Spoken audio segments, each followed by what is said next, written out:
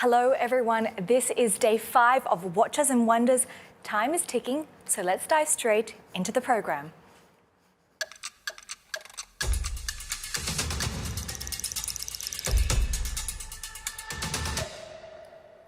First of all, happy Sunday. Welcome to the morning show of Watches and Wonders.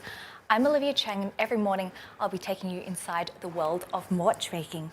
Now, for the next 30 minutes, we're going to give you everything you need to know for the day ahead. As we've been saying all week, lots in store for today, so sit back, relax, and most importantly, enjoy the show.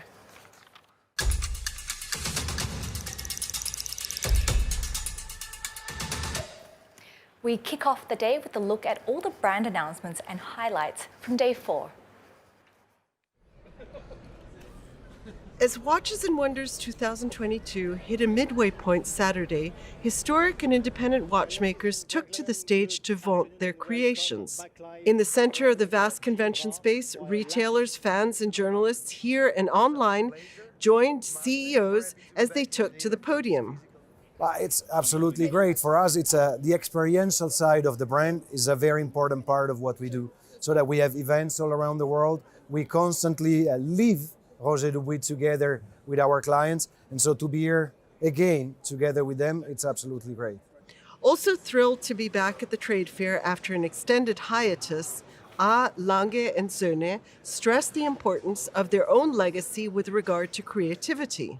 Our history is really the set of values that is in our company, and one of the values is always, and I think one of our forefathers said, never stand still. We have some very traditional lines, but we would never rest on our laurels. We actually would always push boundaries within our value system. Parmigiani Fleurier spoke of what it meant to be an independent timepiece brand in today's market. I strongly believe that we are at the verge of a decade that will surprise us with a lot of innovation in terms of science and in terms of way of interpreting a timepiece, probably at the level of the 70s. Meanwhile, Ulysse Nardin offered a bit of comic relief as it pitched to customers. We all very serious here, which is the right thing. I mean, we're talking about something very important. Emotions is an important thing, and creativity. But at the same time, it's always good to step back. And I guess comedians, artists are helping us also to have a different view on things. I think the culture and the mindset at Ulysse Nardin is always to have fun in what we do. Fans at the Geneva Fair will certainly have more fun exploring stands of the watchmakers on call here to April 5th. Now we'll break this down further in just a moment, so stay with us.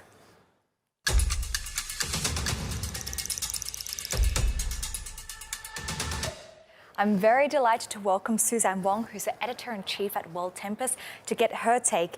Now, the event is well and truly underway. We've made it past the halfway mark. Can you even believe it? Wow, you know, after almost 3 years, I believe, since the last event. Thank you so much once again, Olivia, for welcoming me on the show. But whoever I talked to, we seem to have the same kind of sentiment that it's weird, but it's good to be back at the same time. Everyone kind of has the same vibe. Everyone's tired, but feeling good and positive at the same time. I think that's amazing. Let's remind everyone we're gathering here on an early Sunday morning. Exactly. So we just saw the recap from day 4. Lots going on there. What's your digest from the past 4 days? In terms of what I've seen so far, I haven't managed to see everyone because it's just been so packed. It's been amazing seeing everyone, and I think inevitably you just kind of end up spending more time than you kind of mean to with each person. But that's a good thing, and everyone kind of understands, and it's the atmosphere of the fair. People kind of understand you're getting back into the run of things, and it's the same for them as well. And the thing that I get the most, that I've absorbed the most in terms of the environment, of speaking to people and all that, is the sense of optimism and a sense of really sort of high spirits, and like everyone's feeling good and positive about not just about the product. So you can see this in the kinds of new watches that we've been seeing, very dynamic, very innovative, very creative, not really holding back or being conservative in any way. People are really flexing here. They're like, here is what we came to do, and we're here to show it. And at the same time, I'm hearing reports of really, really strong commercial performances in the markets. So I think it's a very positive report on all fronts, which, you know, is encouraging for everyone. Now, Suzanne, I know you have a incredibly busy schedule. You yourself mentioned you haven't even been able to see everyone yet. How much of the booths have you gotten around to? I've managed to see almost all the, well, I have to choose. You still have 3 days left. Exactly. So, some of them, like, I try to save some of the best for last because also I want to spend the most time with them. Like, if I want to have qualitative 1-hour appointments, it's not something you want to do really at the beginning unless it's something like extremely, extremely time sensitive. But if you want to spend quality time with the products, if you want to speak to the people who wouldn't otherwise be available earlier towards the fair, it's more strategic to meet them a bit later on and really have that kind of chat when they're feeling good, a bit more relaxed, not as pressed for time. And it's a bit of a balancing game overall. Well, Suzanne, thank you so much for joining us. I sense a lot of optimism and a lot of energy for the rest of the day. So stay with us. Lots more to come because in just a short moment, we sit down with CEOs and find out what makes them tick.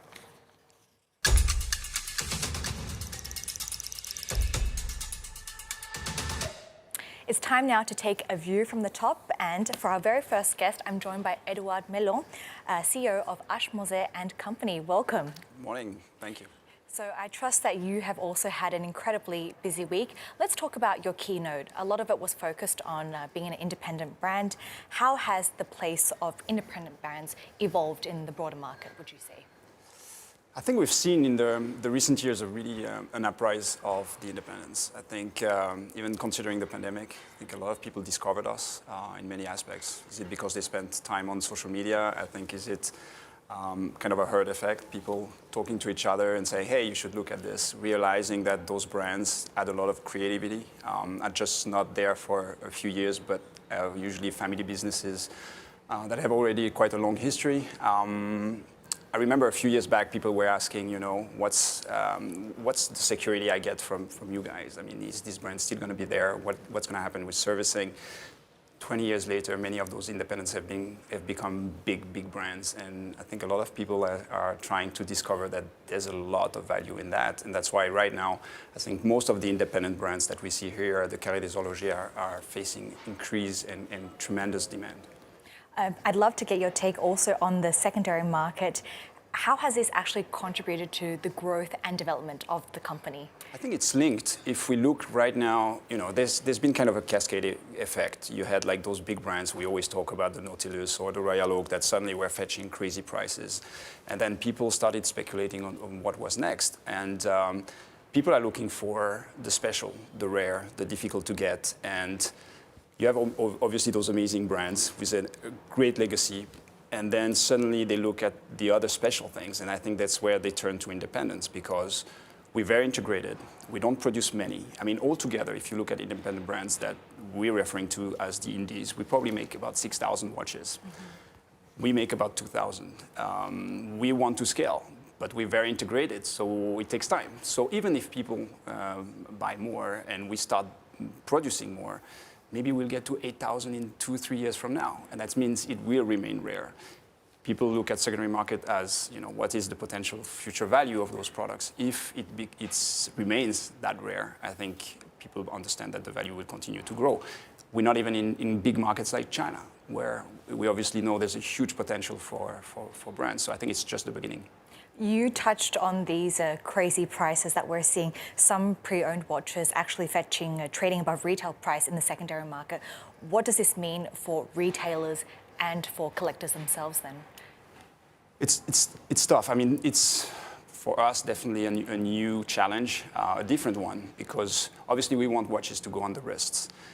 Part of those watches fetching higher prices, we see some of our products trading at double, triple, are people speculating. And I think that's not good, because it doesn't represent the actual demand in the market.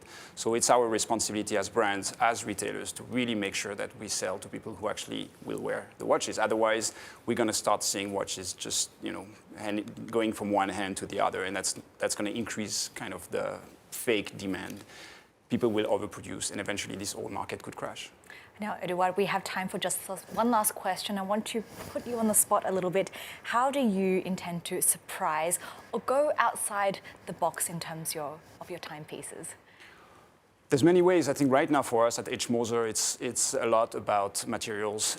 We're known for movements, escapements. We're specialized in hairsprings. We produce for many brands in this industry, some very crazy components, but I see in the future a lot of potential on the material side. And we are here at the exhibition presenting a concept of a watch that kind of disappears in its environment. It's coated in Vanta Black, which is a nanotechnology made for aerospace. But we continue to explore smart materials, functional materials, because I think there's a lot of potential for the future in that field. Okay, so for everyone who's tuning in, they can catch that at the booth. So thank you so much, Edouard, for joining us today. My pleasure. Thank you.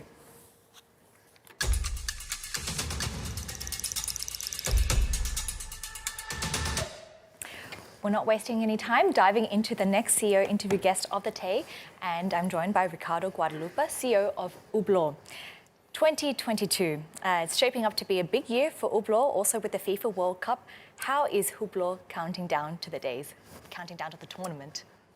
Yes, absolutely. This year we're going to have the Qatar World Cup. It's an important event for Hublot. We are sponsor and partner with the FIFA since now the World Cup in 2010, South Africa. We did Brazil, 2014, 2018 in Russia. And I would say the strength of our partnership is really to have this famous referee board with in the shape of our watch, the Big Bang. So what is concerning the brand awareness is the most important for us is to see the Hublot brand by billions of people during this World Cup. In addition, of course, we will activate the World Cup by inviting more than 1,000 people, final consumers, retailers, but also press. And it's an incredible experience to have. So we're really looking forward to have this World Cup end of this year. So we know where to find you at the end of this year in the middle of all the action. Tell us more about the synergies between mechanical watchmaking and the sports world, in your view. Yeah, I think sports, I would say, is part of our lives, and of course we share some values like the performance, but particularly the passion. And the sport has become an incredible platform of communication, of brand awareness in general. So that's really the most important part. And as I was saying, football has been really an accelerator of brand awareness for Hublot, because 20 years ago, Hublot was not really known. And today we can say to people, what is Hublot? And people say Hublot is a watch brand, thanks to football as well. Looking ahead, it seems that there's a lot planned for Hublot. Retail is going to be back in focus. Tell us more about the boutiques planned. Yeah, I think the standalone boutiques is really important to give an experience to the customer. So we have 125 boutiques at the moment all over the world. Half of them are directly operated boutique, and the other half, it's a franchisee. So we're always looking for strong partners, for strong retailers having our boutiques. And this year we have a plan to open again around eight boutiques, of course with a focus, I would say, on China, because China we are only directly operated boutique and only standalone boutiques. And the second market, very important for us, it's the United States, and we will open there also 3 boutiques. So a busy year ahead, and another major part of Hublot's brand is use of innovative materials. We've been hearing that from all the CEOs so far. Can you just walk us through this approach? What exactly is in the pipeline? Yes, Hublot is known for innovation, and particularly in materials, because we have been the first brand to come with a rubber strap in 1980 by fusing 18-karat gold and the rubber. And we have tried always, really, through our research and development department, to surprise with our creativity in materials. And this year at Watches and Wonders, we are coming with a new color of sapphire, which is the purple color, which is a world first. I would say we are really leader in producing and manufacturing sapphire watches. And the other one is the ceramic, because we are also leader in the ceramic. And this year we are coming with really vivid colored ceramic. We have been the first brand to come with a red vivid, and this year we are coming with a sky blue and a vivid blue, and as well beige and green ceramic in a full integrated watch, which is really an incredible performance. Can you surprise us just one more time, and also for our audience, what could be another innovative material that we could see down the track? Yeah, we're working on alloys with ceramic, so we could imagine something new, influenced by maybe aluminium and ceramic, for instance. Okay, well, lots in store. Thank you so much for joining us on the show this very early morning. Take care.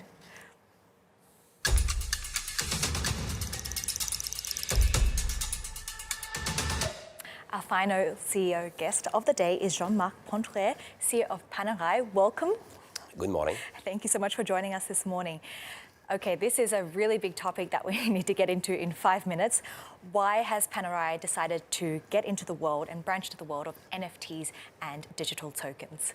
Well, at Panerai, we love to be pioneer in some aspects. We have been when we, in 1997, entered with big watches. We want to do it with experiences.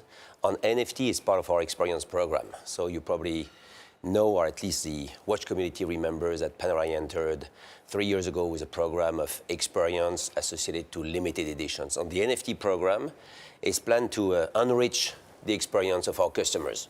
How we can, for 300 of our customers this year, which will have access to these experiences on these limited editions, have an additional link to the brand by having this NFT program. So talk to us more about that, the company's newest collection of limited NFTs. What can we really see from there? So basically, to take you an example, we will have this year a limited edition which is associated to a perpetual calendar, which will be limited to only dozens of pieces. And we are going to have an experience for these people who will get their watches only if they come to a 48 hours experience, discovering the secrets of Florence where the brand is born.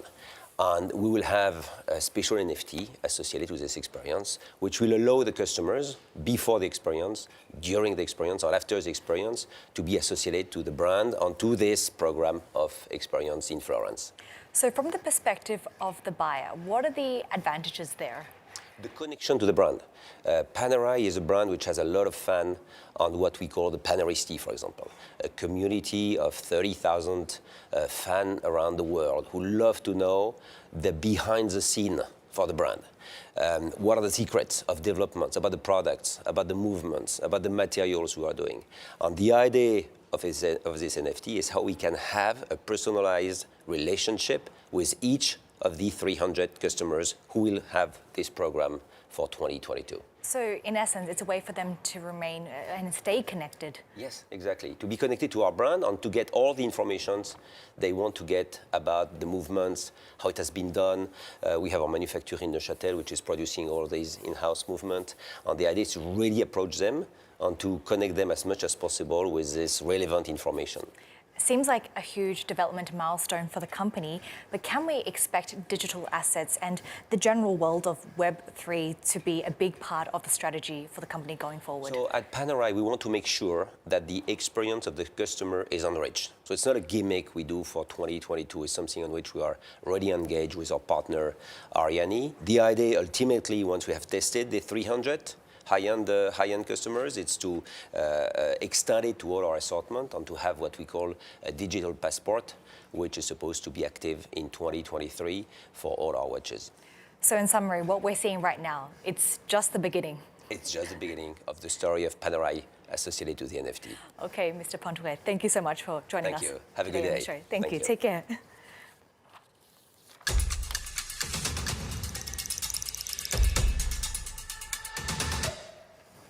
Now you all know what time it is. It's time for Timepiece Talk, where we get up close and personal with the watches themselves. And here with us today, we have our panel of experts, Carsten Chan, Gianfranco Richard, and Joanna Lange. Good morning. Nice to see all your bright faces this early morning on a Sunday. And we have 5 watches to get through today. Joanna, you have the honors of presenting the watches today. So we'll dive straight into it. The first one is from Moser and Company. And Joanna, you can take the honors. Great, thank you, Olivia. So this timepiece is coming from Moser. It's the Pioneer cylindrical tourbillon skeleton. So it's a beautiful, you see at the 6 o'clock position, we have a beautiful cylindrical hairspring on the tourbillon, which it's very rare to have a company making the hairsprings in-house, which Moser do, but even more rare to have a cylindrical hairspring. This is a nod to the days when the marine chronometers had cylindrical hairsprings, and it was a very precise way for timekeeping. Not only that, we have the time display with the beautiful funky blue fume dial, which is domed, and this globo light, which is really showing the beautiful indices at any time, night and day. And you see that with the ceramic parts here, 3D parts, and the superluminova treatment on that. So it's the first time that we have a completely skeletonized timepiece from Moser. They really want to show off what the technicalities of the watch can do, but also, of course, in a piece that you can, very versatile. So you can wear this piece, it fits well on the wrist. You can even go swimming with it. So it's ATM to 12 bar, which means up to 120 meters. So it's a really beautiful dress watch, but at the same time, you can really put it to the test. And even the rotor behind was skeleted out. It's a gold rotor, but even skeleted, so it's really, you can perfectly see through, which is a kind of craftsmanship in watchmaking, to skeleton out the movement. So this means combining traditional watchmaking with this beautiful fumé dial. So they're really not hiding anything. No, take a look at the, Joanna, if you could show the profile. I think the dome crystal shows how it sits well with the cylindrical hairspring. Now, cylindrical hairspring, if you have a chance to look at it closely, take a loop and look at the hairspring, it's mesmerizing because it's, instead of just expanding, contracting in a flat way, it's a very long, it's very three-dimensional. So I love this watch, and it's in 42.8, almost 43 millimeter in stainless steel case. I love Now, it. I don't want to interrupt your train of thought, but Gianfranco, I really have to get your thoughts on the next model coming up, which is from Hublot. Yes, the Hublot Square Bang all black. Hublot already made round cases, made tonneau-shaped cases and other shapes.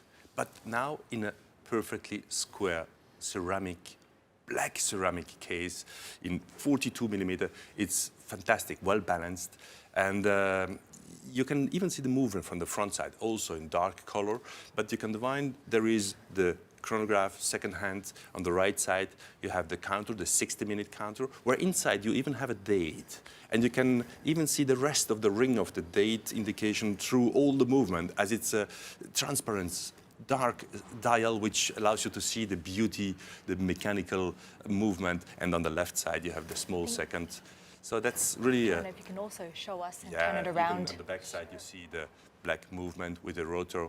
It's quite technical, modern, new design in Hublot. For me, I think it's a perfect harmony in blending technical, traditional watchmaking into a very contemporary way of looking at the watch, because, you know, sometimes you don't really have to have like a very contrasting dial to make it interesting.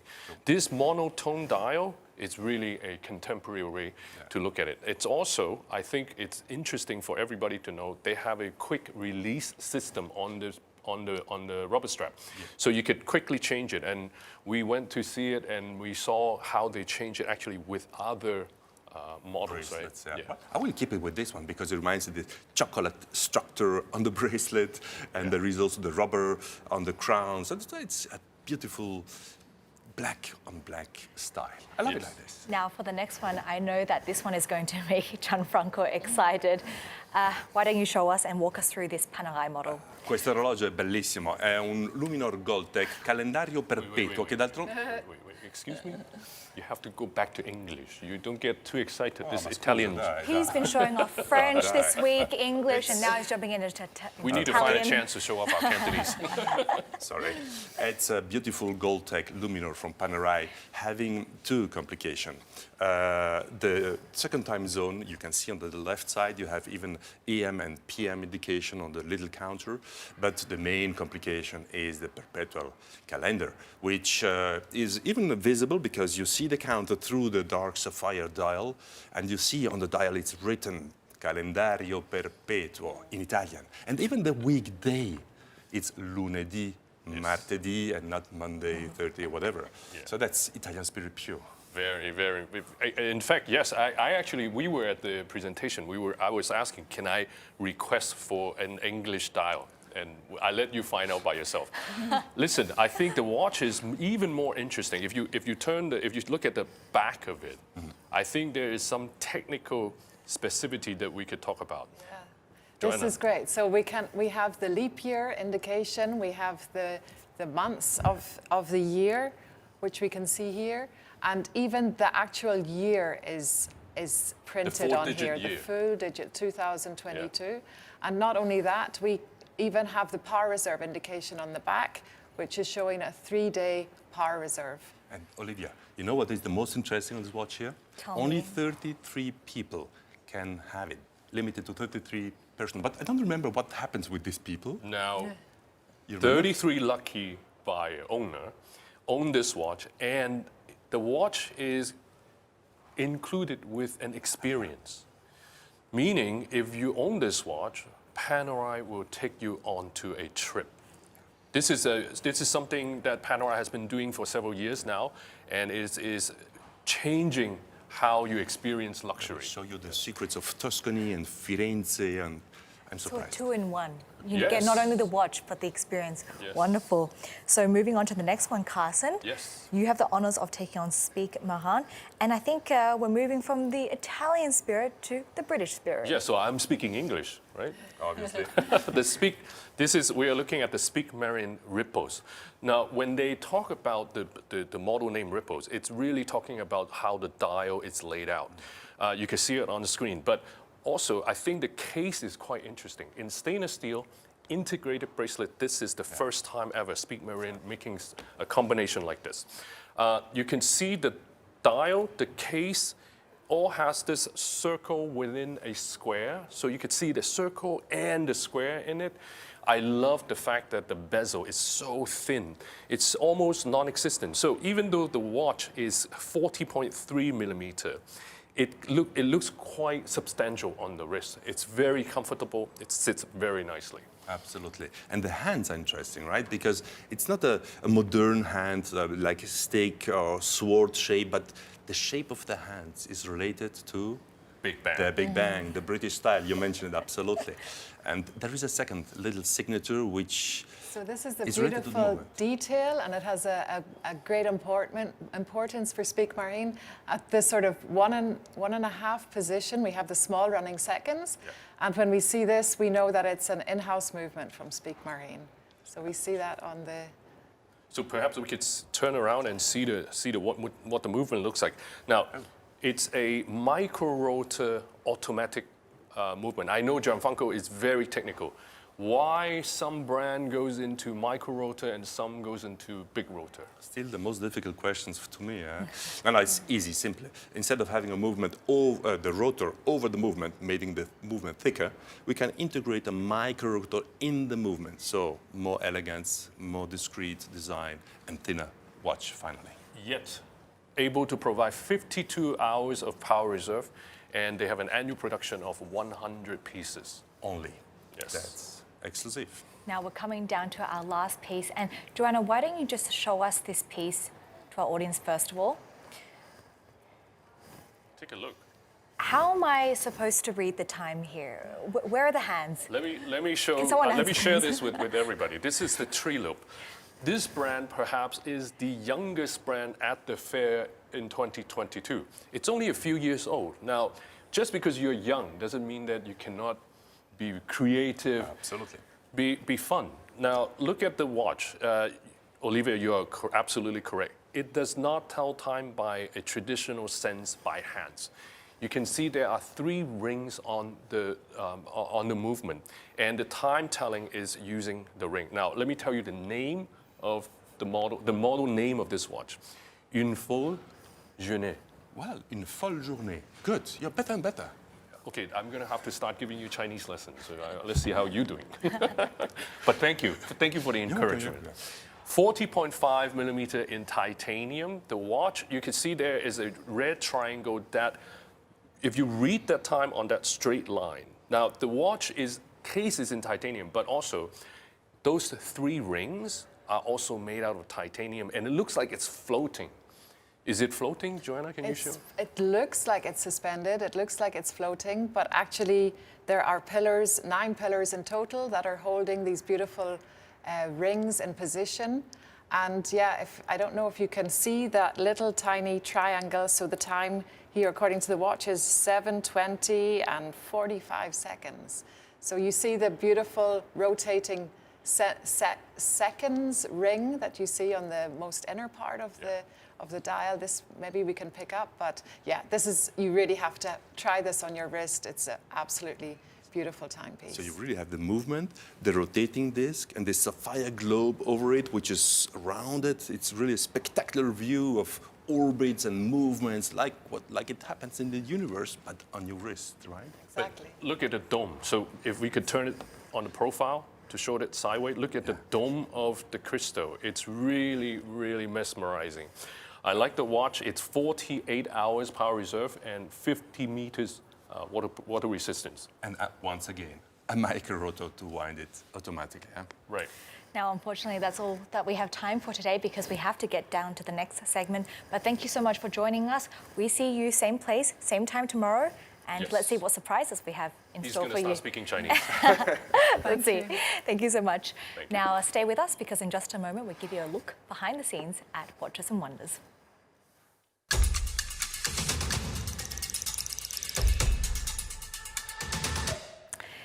We're exploring yet another section of Watches and Wonders here at Palexpo in Geneva.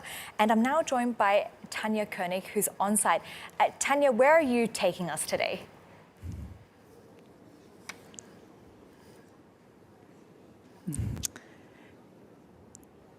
Let's see if we can get Tanya Good here. morning, Olivia. Yes, I'm back here to give you another inside look into Watches and Wonders. Right now, I'm standing in front of the lab, and because it's still early in the morning, I basically got the space for myself. But let's go and take a look.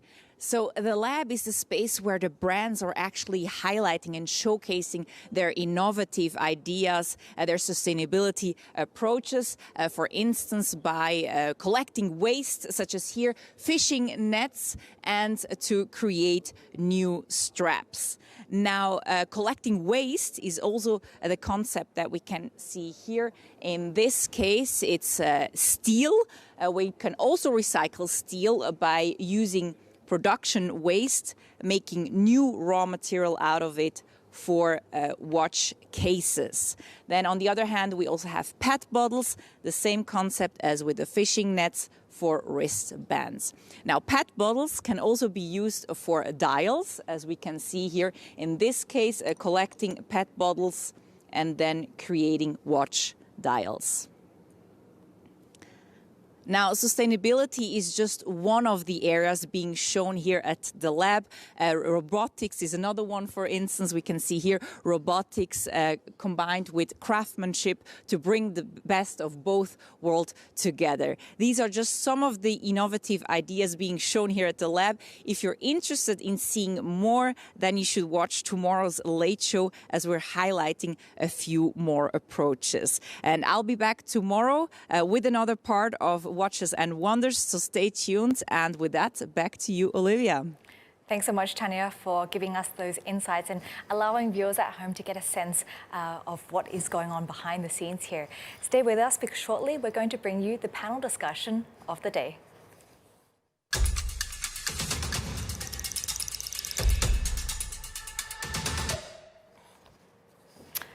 Now, every single day of this week, and including for the rest of the week, we're going to be taking a look at the panel discussions, which start at 1 p.m. every day. You can catch that on all the platforms as well as the YouTube channel. I'm joined by Pascal Ravsud, who's from the Fondation, to get a closer look at what has been going on and the conversations of the day. Now, yesterday's conversation was about sustainable innovations. When you left the room, what stuck out to you? Yes, good morning, Olivia. Well, innovation is really key to help minimize the impact of the industry, and better using existing resources is not enough, so only innovation will take us to the next level. And so we also discuss about collaboration that will allow to co-develop and also co-finance new projects and take us to the next step. And also we discuss about the role of the industry that is also to make sustainable objects that are yet to be lively, to make them desirable, also through creativity, which is a big asset of the industry. So what was an idea or solution that someone came up with that maybe struck you the most, that you haven't heard as much? Well, it's really work in progress. There are many things that are going on, and this is something we also discussed during the panel. It takes a lot of time, so there are a lot of efforts and initiatives that are being developed, probably under-communicated yet, and it's also part of the discussion we have since the beginning of the week. So we need to communicate more about what's going on. So a lot of things are going on, and it's all going in the right direction. I think the most important thing, as you said, is that we are moving forward. Yes. Okay. So next year, when we're standing next to each other, that we have a different conversation. Hopefully. Now, today's conversation is going to be focused on digitalization. I mean, where do we even start?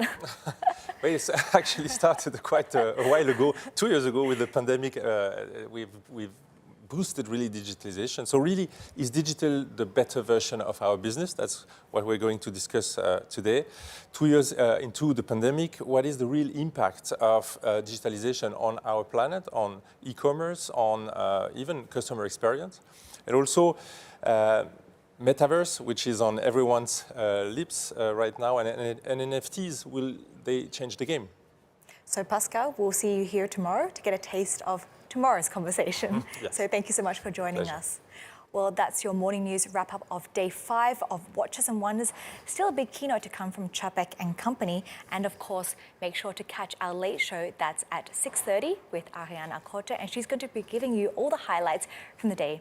In the meantime, I'll be seeing you here tomorrow morning, same place, same time. So enjoy the rest of the day and take care.